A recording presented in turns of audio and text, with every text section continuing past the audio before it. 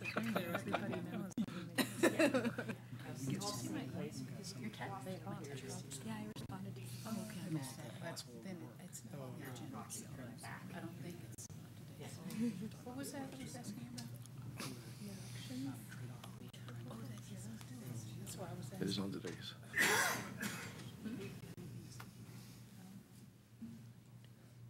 Well.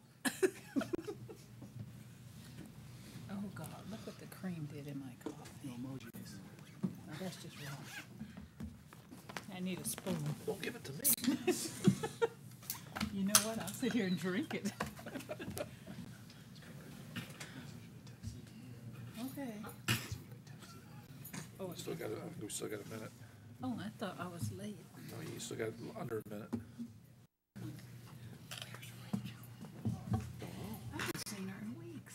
Oh, yeah, I did see her the other night somewhere. It's been a while since I've seen her too.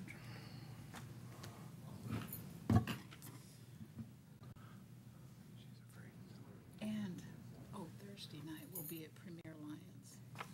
Yeah, and especially the Hopefully Vista. Oh, you'll no, see we her. won't. We'll Hopefully be you'll at see you there. Buffalo Wild Wings. Yeah. Oh, goodness.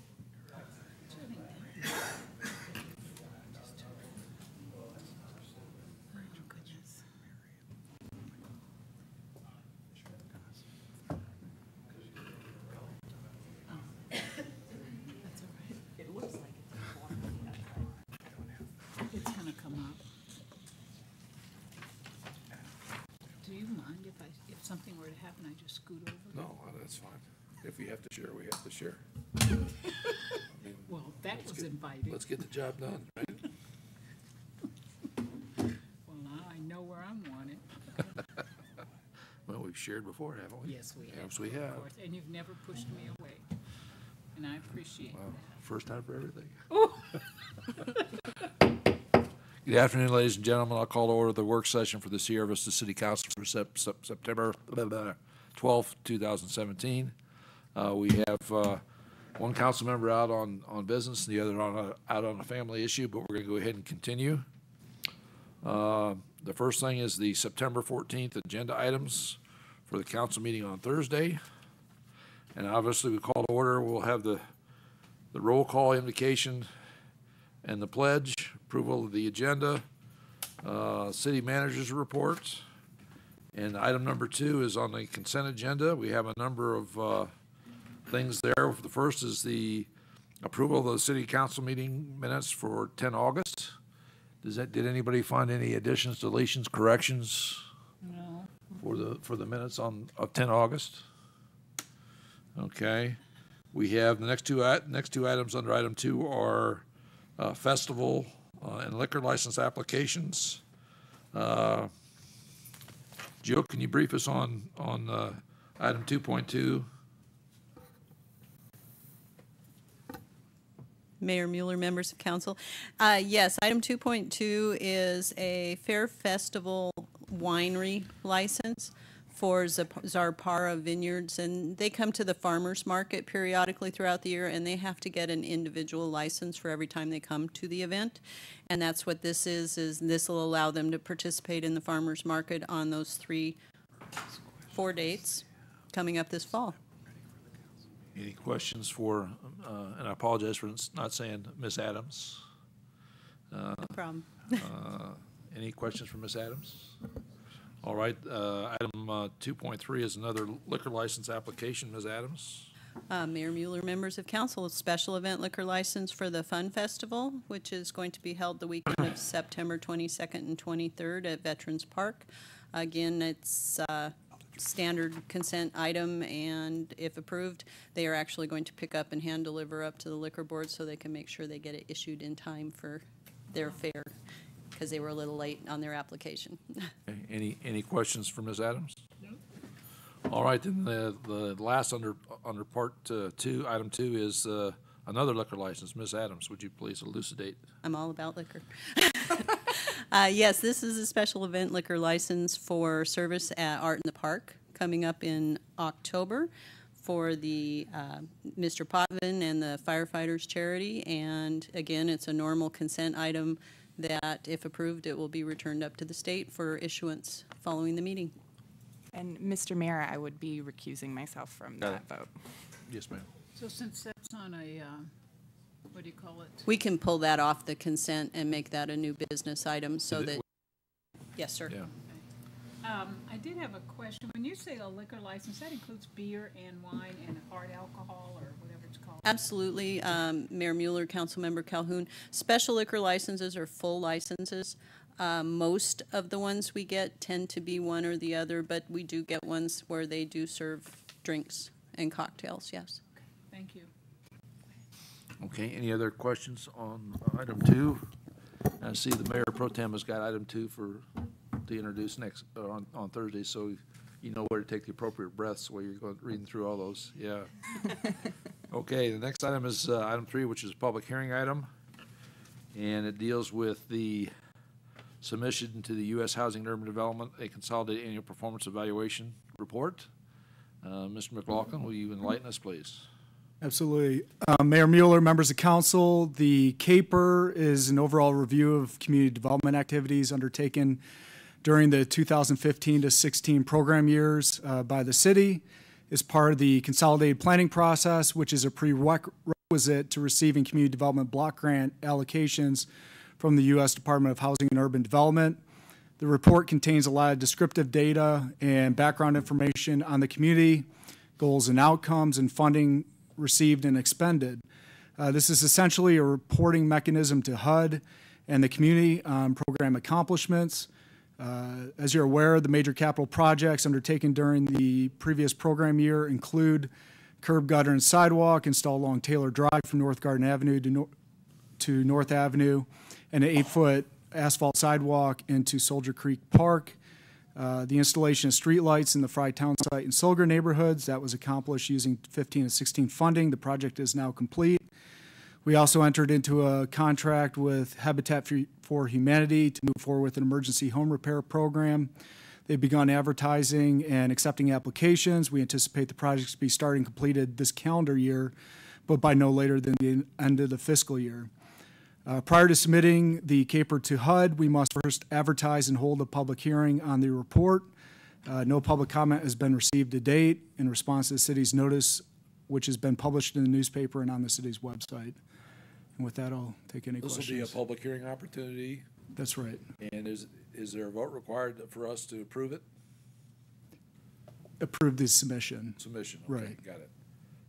The other question I have for you, you said the lighting has been done. I know it must have been maybe 6 weeks ago. I drove through the Solgar area, I will go through different neighborhoods. And I still noticed we had the high water stands available for the bases of the light poles because it's a floodplain area, and there were no poles. So you tell me if I drive down there tonight, I'm gonna see the poles mounted on those 3-foot or 4-foot high cement. Yes. Okay, cement bases. Okay, all right, good. I was wondering when that was gonna get done. Is that complete document available for the citizens to read? It's part of is the it- agenda backup material posted with the item on the website. Okay. And I believe it's on the homepage at a glance. And I can confirm that That's okay. at the bottom of the website. Okay. Yeah, It's a very detailed document. yes. Yeah. Yes, ma'am. Just a procedural question. So this document will go to HUD, and then somebody at HUD will review it and then give a check mark, or how does File that it. work? Yeah, they'll review and file it. Okay. And so this document includes 2015 and 2016 because some of those funds we were used in the next fiscal year. Is that correct? Right. Okay. And the $20,000 from the Good Neighbor Alliance roof, will that have to come back to council to be reallocated? I believe that could be done administratively, and we are anticipating applying that towards additional streetlights. Okay. Thank you. Okay, I just mentioned too that since we moved from getting money from the state directly from HUD, this is another step that we had to put in our plan that we'll be doing on an annual basis now. And basically, we're justifying back to the federal government that their money was spent for what was intended. And I think that's the purpose of the report, basically. Exactly. Okay. Any other questions, discussion? All right, thank you very much, Matt. Or, excuse me, Mr. McLaughlin. We'll move on. Item number 4 talks about Fry Townsite annexation. And again, Mr. McLaughlin, would you enlighten us? Sure. This item is a continuation of the process that was discussed at your meeting last month. The next step is a public hearing, which has been widely advertised by mail notice and advertisement in the newspaper and bulletin postings throughout the neighborhood. The public hearing is an opportunity for the property owners and residents to engage with you as council on the pros of annexation and to have any questions answered. It's essentially a beginning point in the statutory procedure for annexation proceedings. This initiative emanates from the council's annexation policy and strategic plan. The unincorporated portion of Fry Townsite consists of 207 properties totaling approximately 85 acres. We've broken down the area into 9 sectors or block groups where we'll be circulating individual petitions. The resolution before you essentially authorizes staff to proceed with the signature gathering process. So once we've had the staff presentation, I'm just trying to run it down for the council. We have the staff presentation, we open it up for public hearing, we hear the public comment. We then close the meeting, we have our discussion. Once we vote on this, up or down, if it's up, then that's when the clock starts ticking as far as our year to be able to annex. Collect signatures. Yeah, I think To actually do the collection of signatures. in our schedule, I think there's a 7-day wait period. I believe it's on the Okay. 20th. Okay, so it's, And then it actually starts with, but it won't be coming back before council. That's what right. My point was. For a year. That's the decision point for us on the council. right. Okay. Yes, ma'am. Mr. McLaughlin, would it be possible or for staff to provide a talking points on the annexation for council, pros, cons, any details that we might need? Primarily what we often hear is about the difference in taxes and the difference in codes, and I know we've talked about a lot of that, but could you do that in a shortened form for us? Absolutely. We do have a brochure that we could provide you that Okay. gives the major talk. We have a number of people on council Right. who haven't been here since the last time we annexed. Okay. Yeah. Our approach starts with a mass mailing to all the property owners with the petition. And then following, we generally give 30 to 60 days to gather those responses.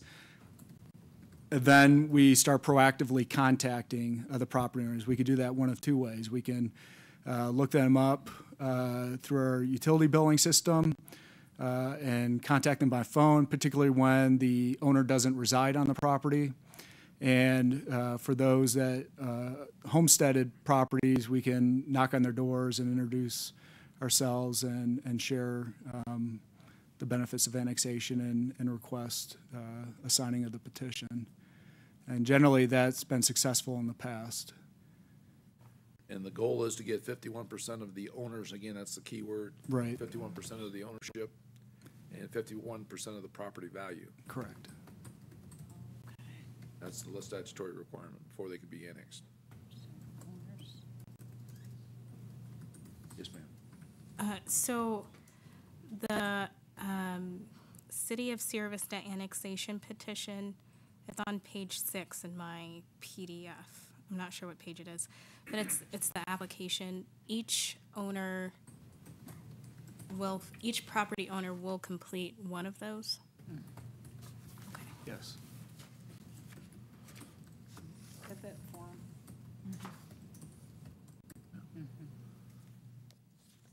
That form looks so simple. And again, because the neighborhood's been subdivided into 9 petition areas, it'll be the majority of those property owners only within each petition area to meet the requisite threshold for annexation. So it's not on an aggregate basis, it's within each block group. So as each group agrees, if we get the 51 and 50%, we're not going to annex at that time. We're going to wait until we have the whole group. Well, here's the reason. How many separate districts? Was there 7 or 9? 9. Okay, there's 9 different districts. And the idea here is they're grouped specifically based on the way that we would have to service them from police or fire. So they're basically, if you look at the map, they're distinctly lined up so we know where boundaries are visually without having to think in an emergency situation about exactly where you are and who you're servicing. So that's why they were divided up into the 9 areas. Within each area, you have to have 51 and 51 to get that area. I would suspect, and again, this is just my guess, we may get a few of those areas, but we won't get all of those areas. But what that does is that leaves a continuous area where we have picked up folks that's identifiable for police and fire, and there's going to be areas that we didn't pick up that are potential future annexation sites. And the last time we annexed this area was 15 years ago, Chuck? I'm trying to remember. Probably in Fry. In Fry. Yeah. Of course, more recently, we're successful in but, Sullivan. but again, we attempted that more than 15 years ago, I guess, to do that in Fry as well. And some of people came in, some people didn't come in, and we annexed the ones that allowed that wanted to come in. So this looked like a better way to proceed, because chances are there are going to be some of those sections where there won't be 51% of the people that want to come in, and it may take another second or third round of annexation to eventually incorporate the entirety of Fry. So then, if we get approval from section 1, we'll annex it at that point. Section 3 at that point. When we get to the end of this after the year, or before the year's up, even we can go earlier, if we have, say, sections 1, 3, and 5 say yes, and the other ones say no, then we can annex 1, 3, and 5, and then we don't annex the other ones, and they would be left in the county and a potential future annexation. Am I explaining it correctly? I got to ask the expert here. Administratively, it'd probably be better just to do it as one batch at the Yeah. end of the process versus, multiple meetings. Yeah. That would be my recommendation. Well, I'm saying we do 1, 3, and 5 all at the same meeting. Right. Rather than have one for 1, 1 for 3, and 1 for 5, yeah. Did I confuse everybody, Chuck? No, Mayor, no, it's fine. What I want to point out, since we, haven't annexed since Solgar, and we had the large one in Monticello, of course, is, we work a lot with the state legislature on trying to ease annexation requirements, particularly for these county enclaves, and we haven't been successful there. So the process laid out by state law for annexation is a very difficult one to achieve. So any of the annexations we've done have always, been fairly difficult just because of the process that's prescribed. It's probably okay that it is that way. It's a very democratic process. Everybody has to sign a petition. We have to have a majority to bring it in. And, it's up to us to go out and convince the folks of the benefits of being in the city.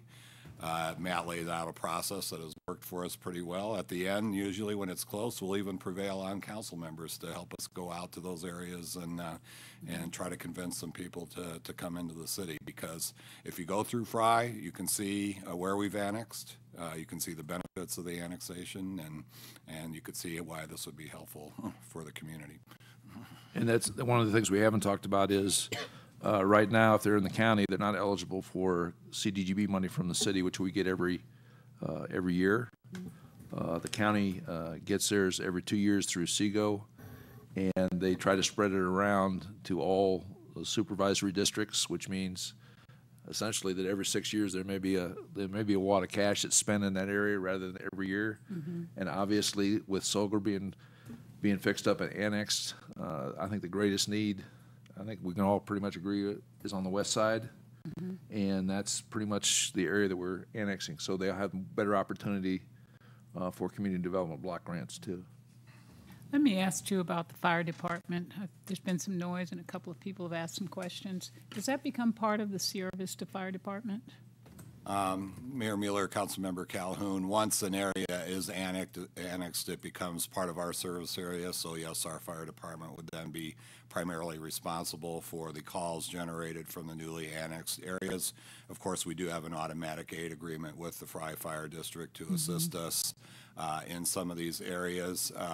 Annexation is a difficult thing for the fire district because their primary source of revenue is property taxes, and they lose assessed valuation every time we do an annexation. So it is a difficult thing for them from a revenue standpoint. So they remain a part of the Fry Fire District, and, No. If they're annexed in the city. Once they annex, they are not. I mean, the in- fire department itself. Yes. You know, The department itself, I mean, their his fire department- station and, No, they're Fry, no, the Fry Fire Department. that's called the Fry Fire District. Okay, So we're talking, you're saying department Okay, and district. it's the sorry, same- I'm- it's the okay. Same entity. That's why you're getting people confused. okay. So what I'm saying is the district. So those firemen that work at that fire department in Fry, The building station, yeah, Fry District Station that's in Fry. and it becomes a part of the city. Well, they still own the building. They still Okay. own the building. Oh, So okay. if they are servicing also Wachuca City out of that station. Okay. And whatever county enclaves will be left after this annexation process, they would still be able to serve those areas out of that station. I see. I think that's it. Okay, Okay, you straight? well, until something else comes to mind, and I'll ask. Okay. Any other questions on the annexation? Okay.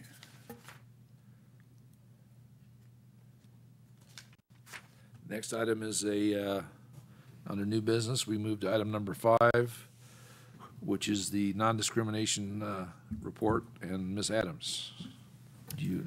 Mayor Mueller, members of council, Title VI of the Civil Rights Act of 1964 and a whole slew of other acts, executive orders, circulars require that governmental organizations that receive federal funding for projects or activities or programs are required to meet the provisions in those laws, and these are all your anti-discrimination civil rights laws, including ADA. This particular plan that's before you today relates to Vista Transit. The Department of Transit Administration, the U.S. DOT, has very specific requirements as far as what transit departments have to have in their plan as it relates to Title VI and the other authorities. And we first put a plan into place back in 2014 when Mr. Cooey was the transit administrator. This is a mandatory 3-year review and readoption. Council did not approve it at that time. I believe it was approved by vote of the TAC, the Transportation Advisory Committee, but that committee has kind of morphed in the last few years, and because a policy-making body is required to approve, that's why it is before you this time around. The primary changes to this plan are a updating of all of the personnel and a kind of a streamlining of the process and the plan itself to make it a little more user-friendly. It's going to be integrated in with a larger plan to cover other funding sources later in the year that will also come back to you. But this plan basically outlays the city's obligations as far as putting in processes to ensure that discrimination doesn't happen in our transit system. And it provides some metrics as far as how our routes are designed, how their on time are. It lays out how we reach out to the public in our public participation policy with the TAC to encourage members of protected classes or non-protected classes, just regular people, to give us their input on when we are changing routes or designing our systems or things like that. This is all in the plan. It's all laid out so that people are able to become part of the process, and then also, as required, it has a complaint process. So it advises people if they feel that there has been discrimination. It tells them what they need to do and how to get a complaint to the right people so that if there are changes that need to be made, whether it's personnel or program, that we are able to address those things. So it's not It's not a punitive thing. It's a thing to make sure that we're taking care of the people. We do not have complaints. We have not had a Title VI complaint in the last 3 years. And I don't anticipate that we will, because we are pretty good with our programs. Thank you, Ms. Adams. Questions, discussion? Okay, thank you very much. We go on to item number 6. Assistant City Manager, Ms. Yarborough. Thank you, Mr. Mayor. So a quick brief on the changes that would occur to the Parks and Recreation ordinance if you approve this ordinance on Thursday night. We added definitions for mobile food vendors, unmanned aircraft, and vapor product. We updated the definitions of smoking and spirituous liquor to match state statutes. We updated the section on consumption of malt beverages to consumption of spirituous liquor to close the loophole that existed in what types of alcoholic beverages were not covered by that section in the ordinance. This would allow a licensed mobile food vendor to operate under certain conditions at certain types of events due to some requests that we've had from the public and mobile food vendors over the past few years. Smoking and use of vapor products would not be permitted within 50 feet of any outdoor sports field or playground. We updated the language prohibiting the flight of model aircraft to unmanned aircraft other than at Bowlin Field.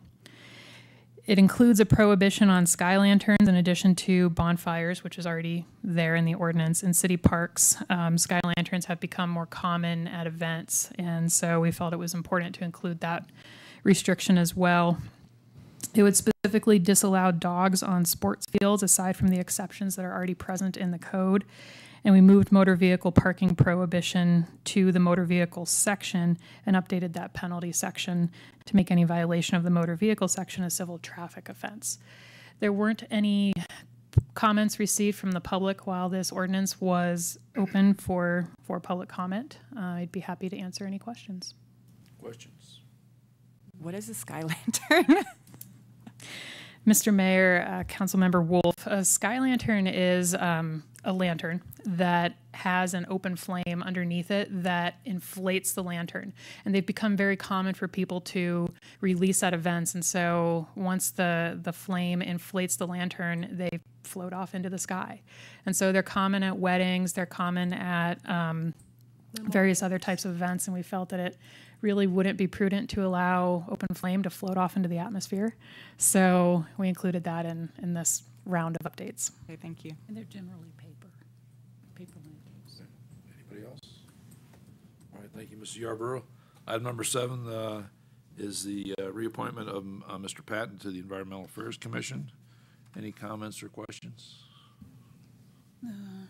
Okay, then we'll move on to the second item here, which is the update on the West Sierra Vista Partnership Program.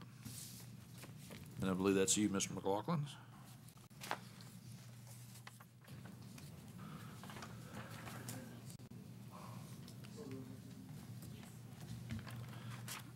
Now, my understanding that the purpose of the discussion today is going to be, once we're educated by Mr. McLaughlin, is we're going to try to give him some guidance as to whether we need to proceed or not proceed for further action. So really, he's here today to seek consensus of council. Did I get that right, Matt? Yes, you did. Okay.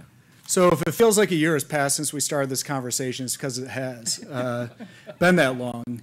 I'm going to take you a few minutes to go through the chronology provided in our memo, covering where we've been, where we're at, and proposed schedule on where we go from here.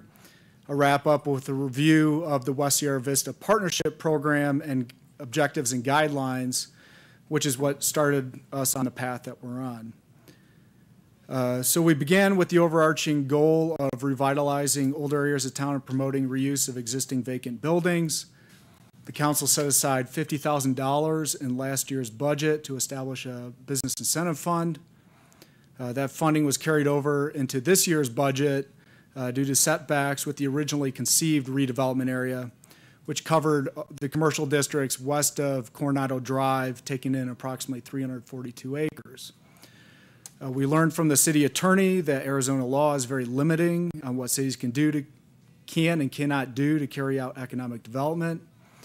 Mr. Williams briefed you on the gift clause in the state's constitution, that governs public payments to private parties. He pointed us towards the slum clearance and redevelopment method as being the only legal avenue for the city, or any third party for that matter, to carry out the grant program. We prepared a finding of necessity study, which serves as the basis for determining whether the study area qualifies for redevelopment. We presented our initial findings at a community meeting. That meeting was followed up by a seminar put on by the Arizona Regional Economic Development Foundation about redevelopment areas. A week later, the city held a community forum at Keno Hall. We also participated in a property owner meeting at the Horned Toad. On April 11th, we briefed the council on the issues and concerns raised in the public meetings and provided boundary alternatives. Upon deliberation of the options, the consensus of council was to revise the boundary to include only those property owners that express an interest in participating in the redevelopment program. Following the meeting, staff mailed a letter along with the city's redevelopment area brochure to all property owners requesting a response as to whether they are potentially interested in their property being considered as part of the designation process. Staff conducted follow-up with several business and property owners.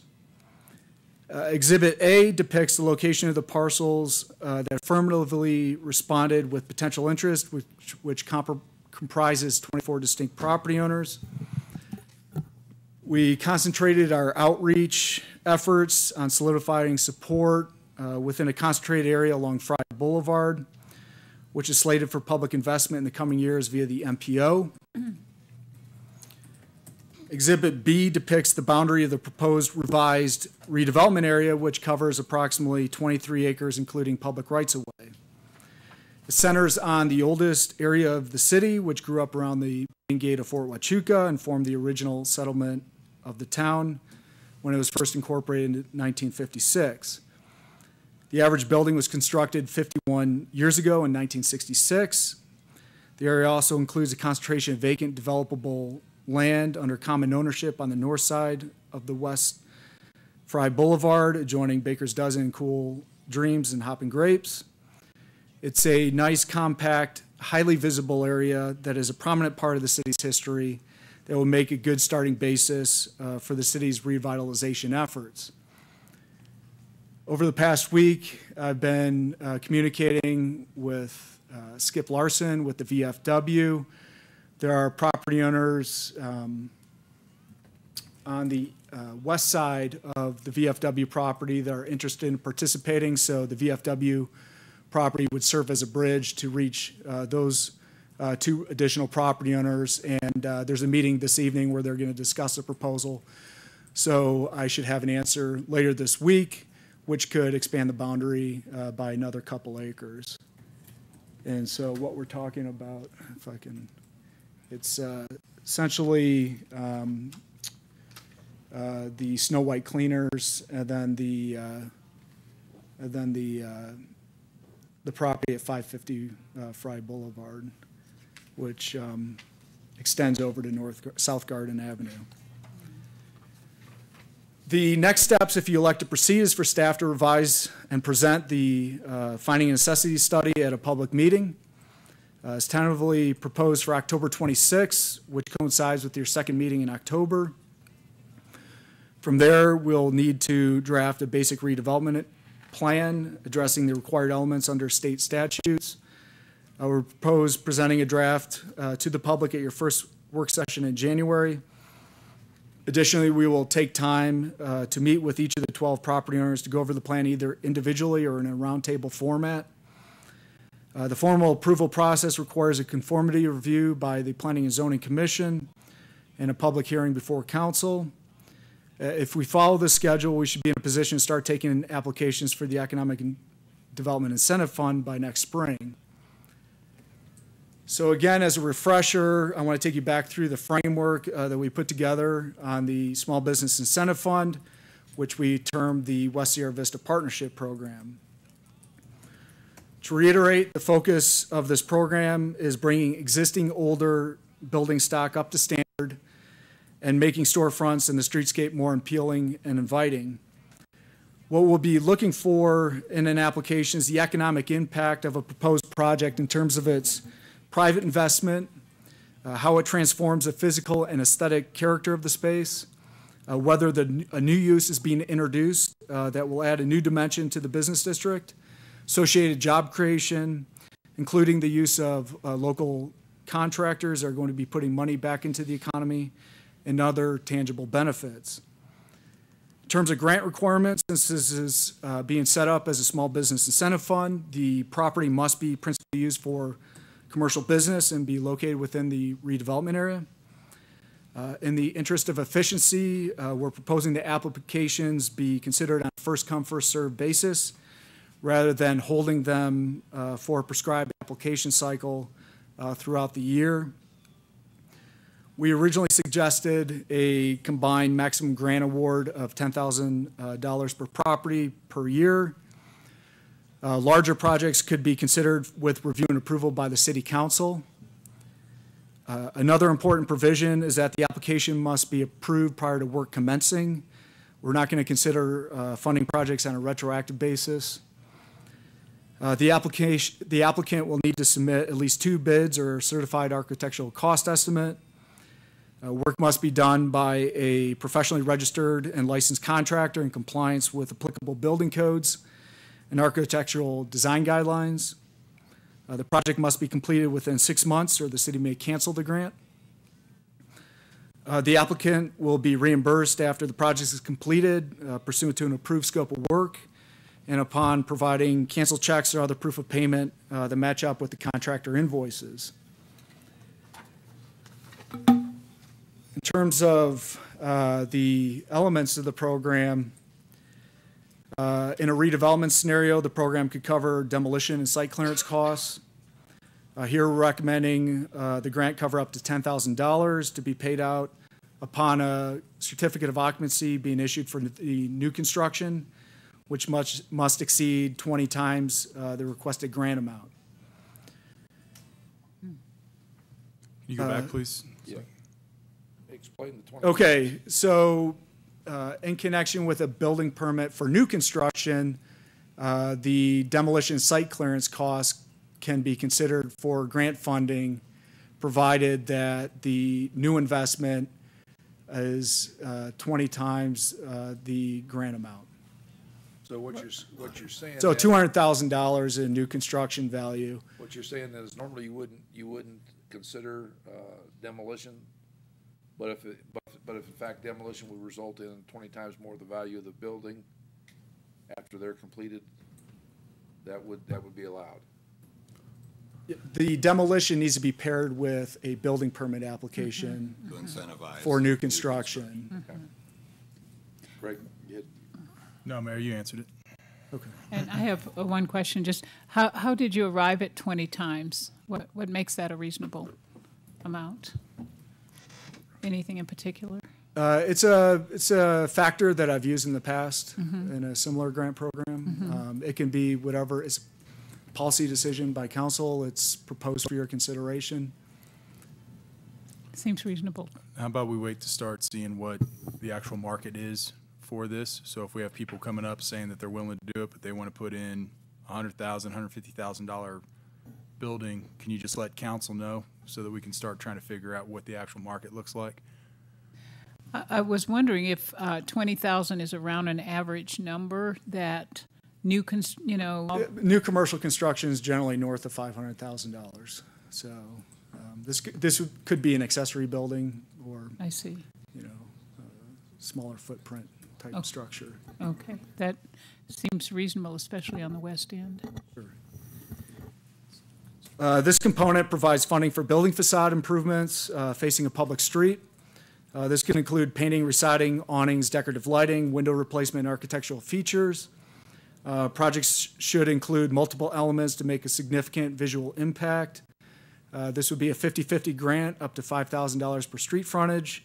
So on corner lots, you could potentially apply for up to $10,000.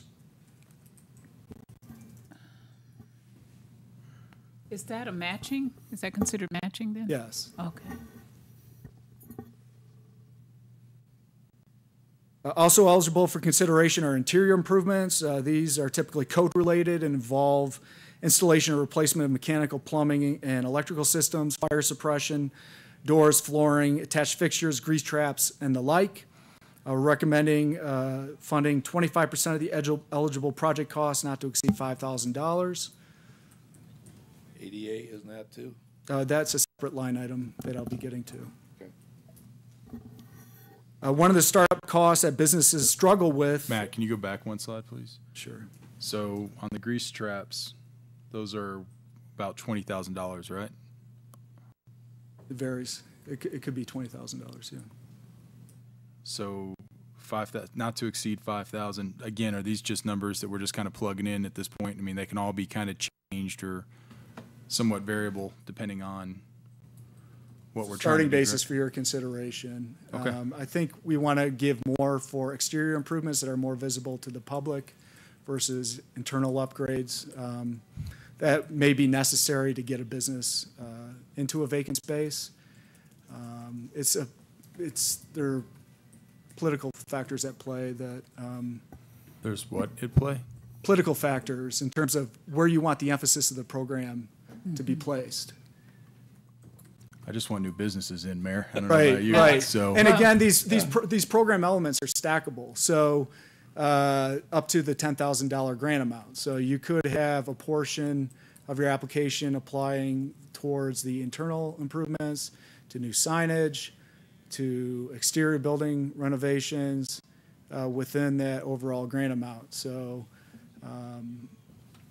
I anticipate, and generally the private sector match far exceeds the minimum requirement. So typically it'll be $5 of private investment to every public dollar expended through the grant program.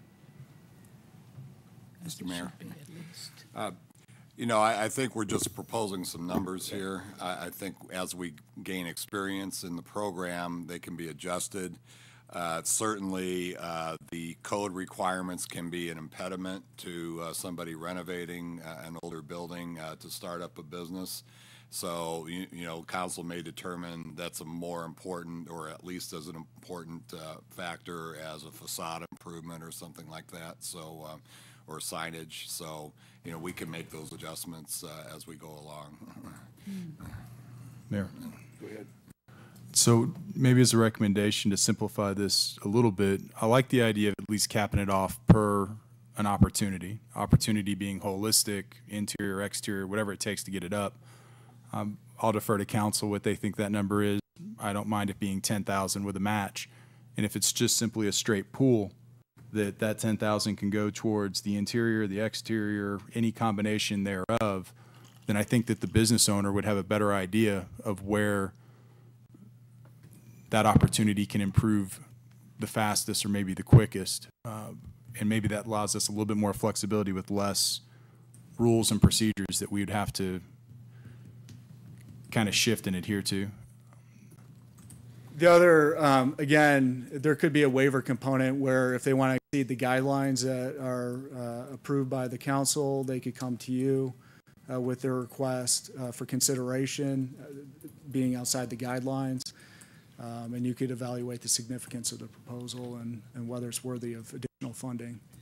Yeah, I think what's important here too is, we want to have a cap because we only have a certain amount of money to work with, and we want to try to benefit as many property owners as we can, and hopefully it'll be successful and we'll keep doing this as years go on.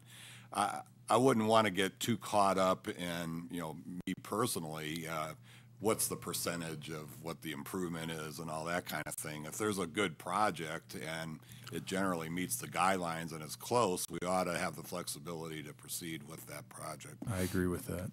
Well, let me just get back to talking about today. Today, I think the reason we're getting your briefing is we're going to decide whether or not we're going to move on designating the area.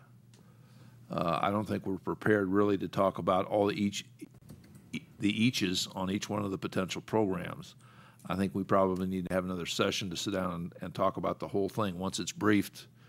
There's some good ideas already being discussed about maybe having a maximum 10,000 and there may be 2 or 3 components that fit other things And I understand this is just your first stab at all these things that you're sharing with us today. It's a So- springboard for discussion. Yeah, exactly. Okay. Could I ask one other question too? I may have missed it. Are we talking about the tenant or the owner or a combination as we talk about handing out grants? The tenant could apply with approval by the property owner for a grant. Well, if it's going to be work done on the property, it really needs to be legally. I think we're going to be told it has to be the property owner involved, because it's a significant change, and obviously, how they work out their partnership is probably up to them. But the owner needs to be involved. Am I off base there, Mr. Attorney? Mr. Mayor, members of council, I don't think you're off base at all. I think owners should be involved in this. Typically in a landlord-tenant relationship, any substantive changes to the property would require owner approval anyway. Yep. But oftentimes it's the tenant that's procuring the contractors and doing the work, so we'll be dealing directly with the tenant with the owner's authorization to proceed on the project. Got the owner's authorization. Right, and that'll be part of the grant application requirements. Signage, again, the startup costs new business struggle with is quality signage. Staff's recommending a grant contribution of up to 25% for new signage, 50% contribution for replacing existing non-conforming signage, up to $2,500 per business establishment, and those are thresholds for your consideration. One of the most common code deficiencies with older buildings is providing accessibility to and within the establishment. Staff's recommending that the program pick up 75% of the cost up to $2,500. We have a lot of blank walls in Sierra Vista that would make good canvas for public art to add visual interest to the streetscape. Staff recommends that the program fund 75% of the cost up to $2,500 per front facade. This would include sculpture or some other approved art installation in a front yard. We have a lot of front yards in the business district that are paved property line to property line that predate the current minimum landscape code requirements. This category provided 25% contribution towards the cost of drought-tolerant landscaping and a front yard setback up to $2,500. Again, when you say front yard, if it's on a corner, the front yard is on two sides? That's right. Okay. Unsightly dumpsters can also negatively impact the appearance of property. We're recommending funding 50% of the cost of a dumpster enclosure compliant with city specifications, not to exceed $1,500. And those are the major program elements, the proposed grant framework, and I'll be glad to take any questions. I want to go back here to the application process. Okay, I'm a businessman. I've gone out, I got a property down that I want to improve downtown.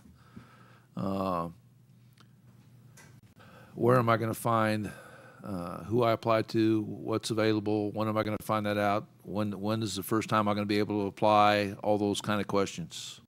Okay, well, again, going back to the schedule, it's not until the redevelopment area is established and the redevelopment plan is approved. So what we've laid out is working through February of next year to get those steps completed, and then we can begin implementation of the partnership program after that date. Okay. Other questions, discussion? We'll start on the end there. Thank you, Mr. Mayor. Looking at the properties and the owners of these properties, I am not going to be participating in these discussions or any votes on this going forward. Thank you. Yes, sir. You probably covered this a little bit, but I probably missed it. I did look over, and I don't have a problem with any of the people on there. I will be voting for it one way or the other. Everybody who is on your list has agreed to go into this eyes wide open. They know what they're getting into. Yes. Perfect. All right, thanks. I have a question that came to me from a citizen. If a tenant and an owner agree to make improvements, and they happen, all the improvements happen, and I guess this is something we don't have a lot of control over, but is there any part of the agreement that would allow that tenant to remain in that property that they work to improve.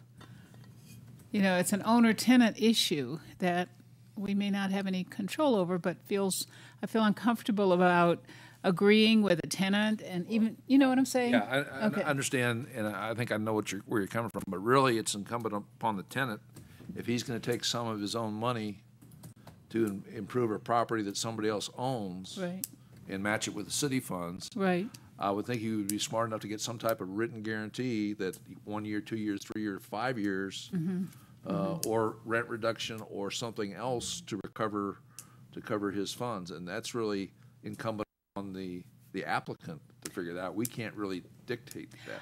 I know we can't dictate it, and this is around several other issues, I think, where, and sometimes people just don't know, or they don't think of it. And that's happened, and it's true in several incidents of renting or leasing property and then finding out later something that you would think maybe they would have thought of, but they didn't. So do we take any responsibility or any responsibility to kind of say, now, you're agreeing to do this, you're going to do this, blah, blah, blah. Have you worked through with your owner how this is going to be? And can we do that? I think the only thing, and attorney, tell me if I'm going off base there, please. I think the only thing we can really do is when we establish the written policy of how they apply, we may want to have a sheet that says, have you considered, and then go through a whole number of things. And part of that would be discussion with the landlord on a couple items. And again, it's just I know we're kind of being a good mother, helping the child out, but Exactly. Mr. Attorney, do you have any issues with that, or a better way to do it? Mayor, members of council, I don't think that would be inappropriate. The last thing we want to be doing is giving legal advice to these private contracting parties. However, I don't think a checklist checklist in that type of a format would be inappropriate. And have you just kind of have you considered, and maybe 2 or 3 items on that they wouldn't need to think about before they complete their application? Correct. And if we're requiring owner approval or at least owner notification prior to any grant going out, that is a conversation that the owner and the landlord or the tenant should be having anyway. Mr. Mayor, I think the other thing to keep in perspective, I've thought about that, and that's probably the question I get the most in concerning this is, where are the risks and how are we protecting from the risks, because we are using taxpayer dollars to move this forward. I think some of the things that we should note as we go through this, there's only 4 owners listed on this, 4 property owners, period, that are listed on the chart here in total. And I think that these could just be something that's fairly easily coordinated. They know what they're getting into. I'm looking at There are 12. It says property owner, 1, 2. Oh, I'm sorry, 12. I'm sorry, I thought I was looking at the list the wrong way. All right, well, still, 12 owners is not something that's unmanageable. And I think it's also letting them know that this will be something that's done publicly. Everybody knows that they'll be getting some sort of taxpayer dollars. It's done with the best interest in mind. They're to help a business out. They're to help their property out. They're to help the economy out. They're there to help out the taxpayers. And they probably doesn't behoove them to screw somebody out of their business by raising the rent 100% the next year. It just doesn't seem to act in good faith. So I don't know if we'll have any issues, but there is some checks and balances that are implied that are there as well that I think will be okay. But I do agree with the mayor. I think the checklist is something that would be well served for us to provide to the tenant as they start to go down this lane, especially if their own money's being invested. Did we finish up on this side? Thank you. Yes, ma'am. You good? Good. Bob, we okay? Chuck, did we forget anything? Nope, I think you got it well covered. So I think we're at the point where we need to come to a consensus of council. And what I'm hearing is that generally we want to proceed. Am I off base? Any stern objections? Well, There's always one, Glenn. So basically what we'd like you to do is prepare the next step, which is actually activating the district, I believe. Right, revising the finding necessity study, And that would come back before us when? October 26th. Okay. And that would be in a public meeting setting, Exactly. or a public hearing setting. Public hearing. We do a public hearing, and then we would vote on whether we activate the district or not, right? Right. We could do it the same night. We didn't have to wait 7 or 30 days? No. Okay. I did want to thank staff for persevering through this process, continuing to hear out our constituents, and coming up with a plan in which property owners and tenants have volunteered for the process. So thank you for this long process and sticking with it. Well, I also want to jump on that and thank staff, because I know it's going to it'll continue to be a long process, but I want to thank Mr. Mount for bringing this up a year ago. And quite frankly, when they brought it up 4 or 5 years ago, the council had no appetite for it, put it that way. Craig persisted and convinced us to at least stick our neck out a little bit. So we appreciate that. Hopefully we'll get this done and we'll see some benefit. It's taken longer than I think any of us really want, but at least hopefully we'll get some benefit out of it long term. Okay? Good. Thank you, sir. You're welcome. All right then. Discussion of proposed election process. And Jill, you're going to do this one? Sure. I'll And then- get started here. Okay, just let me preface a little bit. I want to thank Okay. Mr. Chiabo for being here. He brought a proposal to me probably too many months ago. And Mr. Chiabo is, of course, a former member of the Citizens Advisory Committee. He made some recommendations on how we can streamline elections and potentially save some money. We had a back and forth on a number of little minor issues, really. He had about a 90% solution. And I took the liberty of running with that ball and taking it to both the clerk to make sure it was workable, and then do a cursory legal review with the attorney to make sure we weren't too off base. We needed to make major adjustments in what was proposed. So since then, staff has been doing their magic with it, and that's where we are today. So Jill, if you'd make your presentation, please. Mayor Mueller, members of council, as the mayor said, Mr. Chiabu had proposed that council consider altering our primary general process as it is right now. You all know exactly how it works because you've all been through it one or many times. And his proposal was, should we get a number of candidates qualifying for the primary ballot that is equal in the council member races, 6 or less candidates, in the mayor race, 3 or fewer candidates, that those races are automatically deferred to the general and the primary would not be held. This option, I have found 2 other cities in the state that have this. They're both charter cities, but they're cities all the same. Scottsdale and Flagstaff both have this in their charter, and they have reported that it has worked out quite well for them. Scottsdale has deferred 2 elections in the last 6 or 8 years, and the people are generally supportive of it, but they do have primaries sometimes. They do have generals sometimes. One of the things with the other cities is that they often have their special election or their questions on a primary ballot, where we do not. Running with Mr. Chiabu's suggestion, I came up with 4 possibilities that I could see that you could do. You could make no changes at all, which, as you know, with the change in the way they tally votes that the legislature made about 4 years ago, most of our elections are settled in the primary now. We seldom go on to the general. However, we do traditionally have our questions on a general election ballot. So if we kept it the same way, we run the risk of having 2 elections every year, and we have to budget for that. You could adopt Mr. Chiabu's suggestion, which would potentially leave open having 1 race in the primary and 1 race deferred to the general. If you had sufficient candidates for, say, council, if you had 8 candidates for council, the primary, and if you had 2 for mayor, the mayor would be deferred. So then you're having 2 elections. Or you could do that with the hybrid of saying if 1 meets the criteria, they either both go forward or they both stay. So there's a lot of different possibilities, or as a 4th and alternative, you could just do away with the candidate primary altogether. that is up to you. Mr. Williams has opined, to me anyway, that any of these options would be legal. You could legally do it. We could put it in ordinance. So it's your choice. The elections, as I stated in the memo, run about $35,000 to $40,000. It was $37,000 per election last year, and that's not going to go down.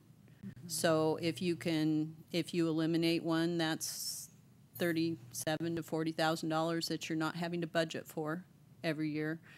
We know how many candidates we are going to have well before the budget is approved, and we also know generally if we're going to have questions. Although those can happen or not happen, usually July 1 is the filing period for an initiative or a referendum, or an initiative, pardon me. And so, but they will have started, so there's usually a good indication whether we're going to have one or not.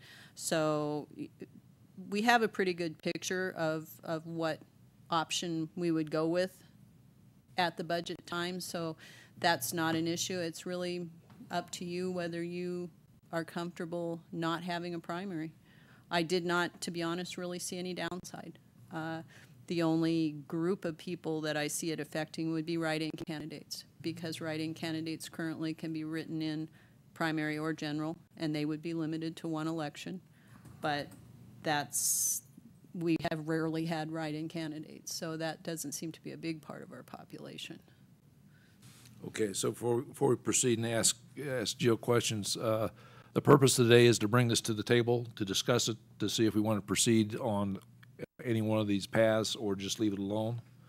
And at the end of the discussion, we need to be able to give staff guidance. Gwen?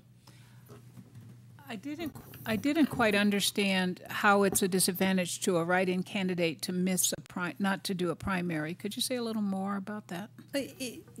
Mayor Mueller, Councilmember Calhoun, it's just an opportunity, because a candidate can do a write-in for a primary and potentially get elected in a primary. Or if a candidate chooses to wait out a primary, hoping for a runoff election at the general, they could file with fewer candidates for, say, one seat in a general election and have a whole different kind of makeup of the race. But this would just require, if you deferred to the general election, that write-ins only have one option and they go with everybody else. Yeah, actually, it's one opportunity, Correct. not an option. They still have the option, Opportunity, but they that have is the- they only correct. have one. Sir? Yeah, I think I'll say that if it goes any further than this, since I've already declared, I'll bow out of it and let council decide. I don't want there to look like there's any bias. Philosophically, hypothetically speaking, I do like the idea of more people being involved in the voting process in general. I do think, though, that we have to be careful that we don't set ourselves up for failure, where if there's, as Ms. Adams talked about, if there's 12 people who declare and there's no primary to weed it down, that could be something that would be an issue. You might see people getting elected with 10 or 15% of the popular vote. I don't know if that's in the best service of the city or the people they represent. However, if it is something where there's 2 or 3 people, kind of very much like what's outlined in the background of this, 2 or 3 people per seat, I think just running it all to the general election and saving the dollars on the primary is something that would be value added, and you'd get more voter turnout. And that's the thing I like about this that Jill didn't mention, is the voter turnout.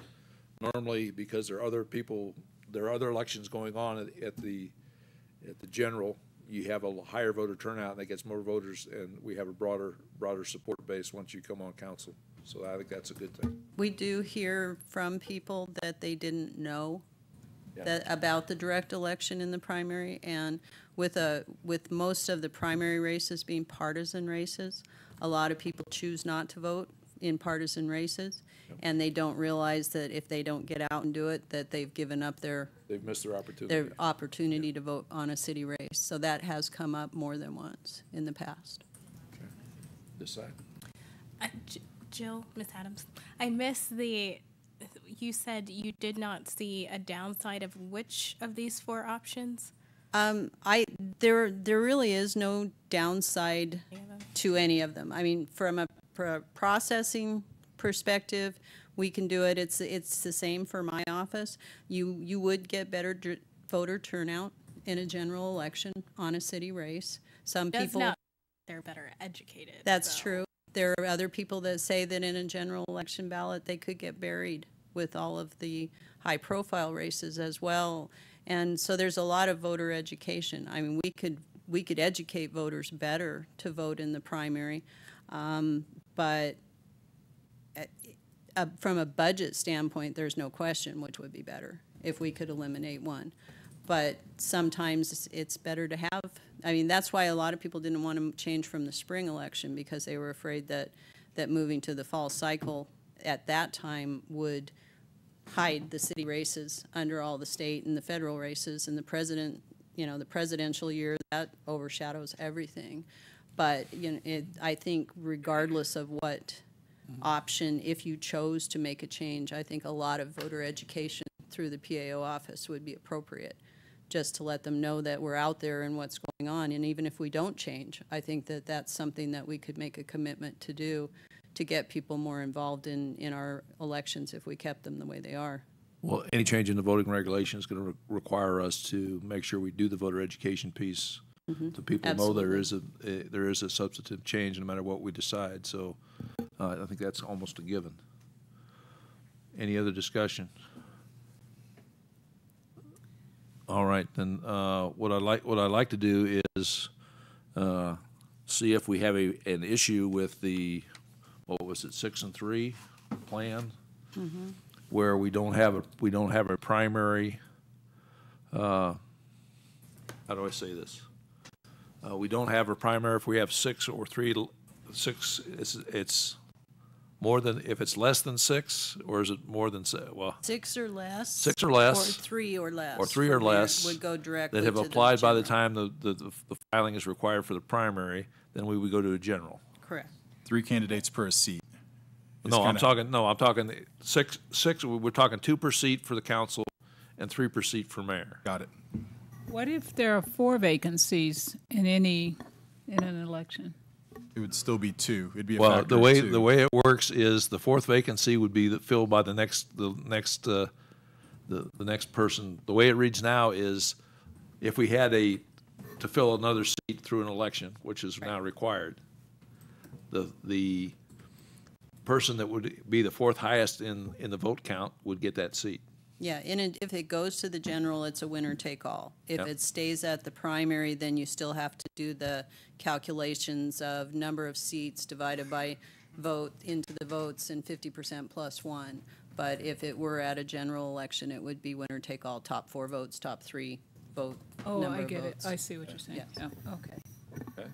Even if, okay, so the 6 is premised on if there's 3 seats, there's 2 candidates. There will always be 3 seats unless we have a vacancy that comes Correct. up, and then there would be a 4th seat, and they would get a shorter term to fill out whatever is the remainder of that seat. Oh, right. They wouldn't get a 4-year term. They would get whatever's left. Okay, got it. But they would fall in that, the 4th, okay. Okay, so is that, do we have consensus on moving in this direction, or we need further discussion? I think so. I'm really inclined to let it go to the general. I think more people will come out and vote than they will at the primaries for the exact reasons that Ms. Adams just discussed. We would still have another time when we actually make the Oh, vote? actually, or what we're asking staff to do today is, if we agree to the consensus, that they would actually do the proper changes to the codes and those ordinances too. Yeah, you would. Yeah, Mr. Mayor, members of council, if you have a consensus of council this afternoon, what that would do is it would authorize Ms. Adams and probably my office as well to amend the current election ordinance that is on the books for this city, and which will then be proposed to the city council at a later date, fully briefed, fully discussed, things like that. And I'm not sure whether this is the type of thing that would require a public hearing or not, Yes. it would? Yes, Okay. and it would So there's come to- another, this just starts the process, is I guess what we need to realize. It would come to you as a resolution, and with a 30-day public comment period, and that would be a public hearing at that meeting. And then whatever is approved by resolution would come back as an ordinance 30 days plus Later, after yeah. that for final approval. And then there's even 30-day waiting period after that before it takes effect. But we can take our time with this. There's no hurry. I would think if it were in place by early 18, maybe January at the latest, that would be plenty for the 2018 election cycle. Okay. I do have one question. If we end up having a primary because the numbers are higher than the 6-3 ratio, then would the primary determine who would go on to the general? Yeah. So there would always be a general, or would it go back to the 50 plus 1? If you have a race in the primary, unless we specify otherwise, the current formula would be applied. And take the number of seats, you take the number of votes, you divide it by the number of seats, and the candidates who achieve 50% plus 1 majority in the primary are directly elected. If you don't have 3 people that make that 50% plus 1, then those people go to the general for a runoff, at least 2 per seat. All right, and we will already know come budget time what that number looks like anyways based on the people who've submitted in. You will know, but They're- the closing period for filing for nomination is May 29th. So we will know then how many candidates we're going to have on the ballot. Yeah, sure, that'll work. Okay. So we'll ask you guys. I just have Yes, one ma'am. question, just one more question. And I don't know if you know this off the top of your head, but has results changed from the primary to the general for elections that have gone to the general? When they made the change in the calculation process, they took it from ballots cast to votes cast. It's more likely that all the seats will be filled in the primary. That's what we've seen the last few years. Up until, I think, 4 years ago, the last 2 cycles were completely done in the primary, and prior to that, we would have some in the primary and some go on to the general. And I can't think of a time, at least in my time in Sierra Vista, where somebody who didn't essentially win, but led in the primary, didn't eventually get the seat. Correct. So, It's kind of a weird dynamic, though, I guess, because if you have too many people who want to run and they actually do the work to get on the ballot, then they could all be eliminated in the primary, except for the people who got 50% plus 1, then it's over. And then if and not that's enough, happened. yeah, well, that happened in our race. And then if not enough people want to run, then it's going to the general election where you're going to have a lot higher voter turnout anyways. So somewhere in there, I'm sure there's some checks and balances. Well, that's why I think everybody going to the generals is the best way to do it. And normally we don't have more than 6 and 3. Right. Okay. Going forward, too, if you did change to a general only, the other impact that would have is future candidates, because their signature requirements are based on voter turnout Yep. at the election. And So that- that would change that, which would be different for Sierra Vista. The requirements for signatures go up, Correct. the number requirement. Start early. So I just want to thank Mr. Kiabu for bringing this forward. It's elicited some really good discussion, and hopefully good decision. Thank you. Okay, anything else? I think we got consensus to proceed. No stern So- objections. Which option, or would you like? We're gonna, the one that was proposed by Mr. Capper, the 3-6 Okay. option. Is that In number 4? yeah, I'm not sure which one. I don't have that right in front of me. That would have been, I think, number 3. But, so you're wanting to, your consensus is that if there are 6 or fewer council candidates and 3 or fewer mayor Mayor candidates, candidates, we go to the it's general. deferred to the general automatically. If there are more, it stays a primary. Yes. Oh, okay. Okay. All right. So, thank you very much. We appreciate Mr. Galbo. We appreciate your efforts. Jill and Mr. Attorney, thank you very much. We appreciate it too. We need to go next to item D, which is recent trips, meetings, future meetings. I will share with you that Chuck and I and the Mayor Pro Tem were able to attend the Installation Planning Board at Fort Huachuca, where they discussed their strategic plan for the future. And that gives us some insights on how we can better support the post, so that was greatly appreciated.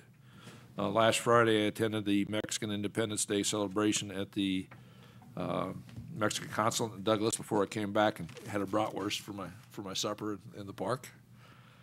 And then we have the mural dedication on the 16th as well in downtown. So that's my short schedule. Anybody else have items? Go ahead, Gwen. I attended the Karshner Caverns program on last Saturday, and it was really wonderful. Oh, I guess you all saw it in the paper today. But what was wonderful was Karshner Caverns has been named a Dark Skies state park, and part of that they commented on was due to our lighting codes. And in addition, I'm sure you're already aware of this, Benson has just about verbatim used our code, and it's being seen as a what's the right word, a premier code, a model code for those areas that want to stay dark skies. So I was just so pleased to hear that, and also the thank you to the city for what we've done in this area. Mayor and I, we attended the Hispanic Chamber of Commerce mixer earlier this month. I attended a Boy Scout a jamboree where they were going through merit badges, so that was interesting. But I know they're looking for city council members to come in and help just do their Q&A and things along those lines so they can get their merit badges.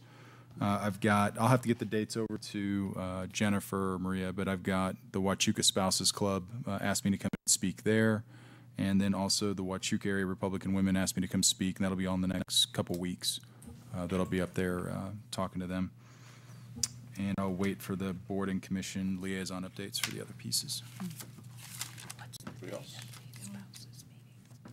Okay, we'll go to the board and commission update liaison. Craig, you might as well jump right in there, bud. You're on a roll. Thank you. The Diversity Commission, they met. They took we missed each other there for a month or so, but we back and we met. What they're looking for are ideas and support for a signature event.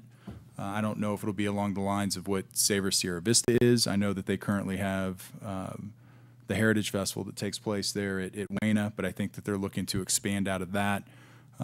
So they're actively looking for ideas and support to figure out how to go about continuing to build off the successes that they've had with that event.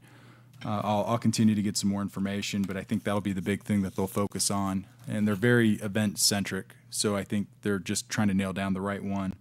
And then also with the Airport Commission, we met a couple weeks ago, I think, and the survey that was going on for the economic,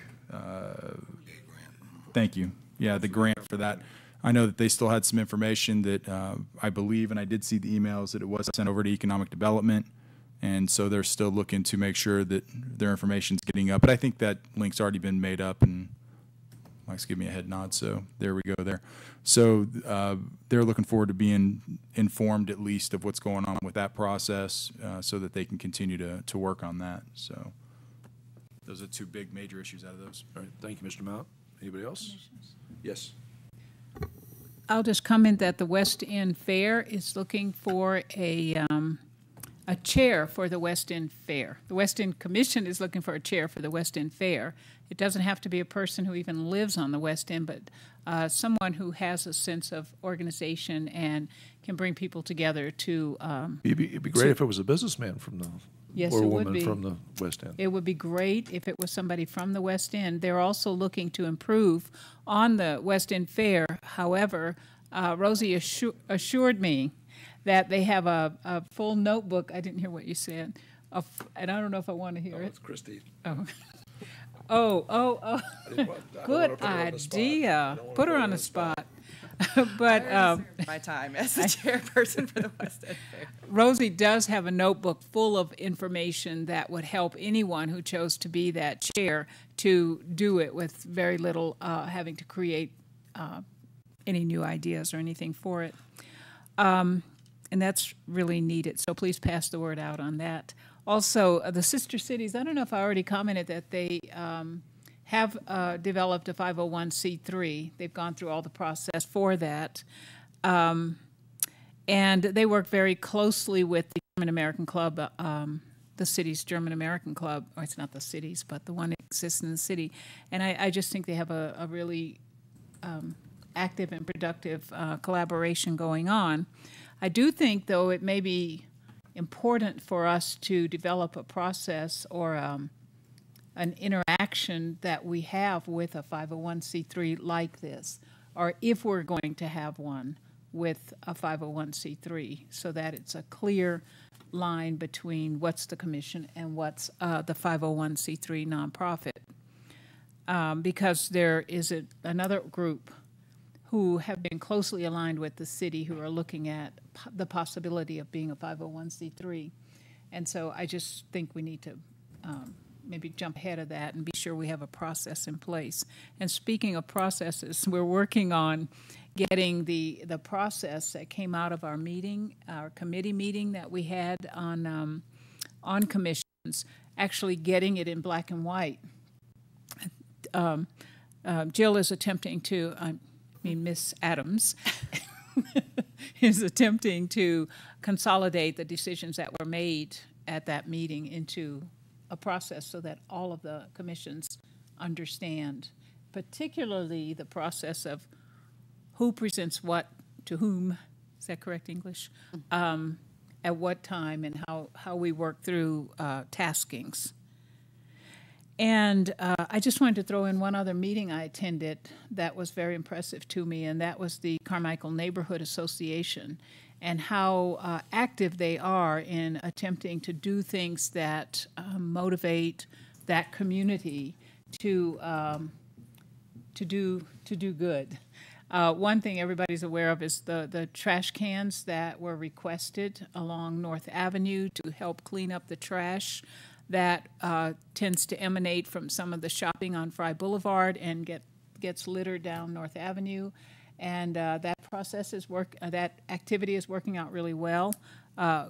Some of the some members of that community pick up the trash and put it in their dumpsters, and it seems to be working very well.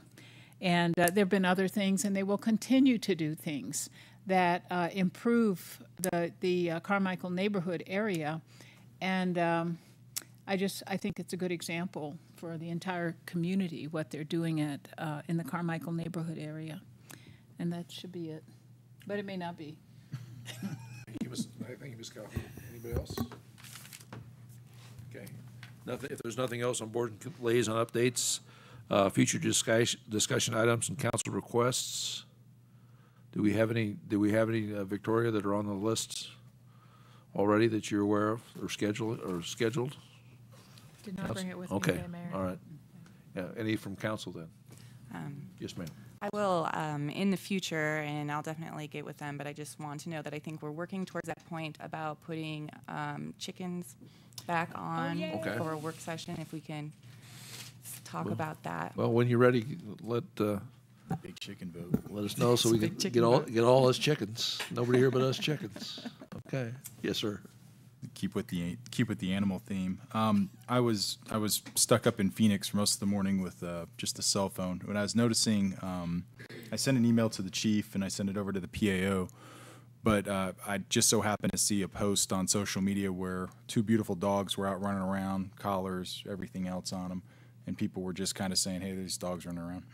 And I was looking for a way to link it over to the animal shelter to get somebody out there so they don't get hit by a car. They're clearly somebody's dogs.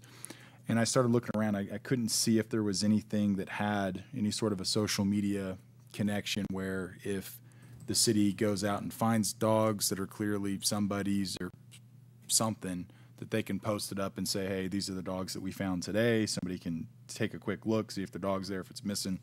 Or vice versa, if they have dogs that need adoption, that they can post it out there so that people know that there's all these dogs that are, and cats, if you're a cat person, but dogs out there that people can go out there and adopt so that we can try to find good homes for those.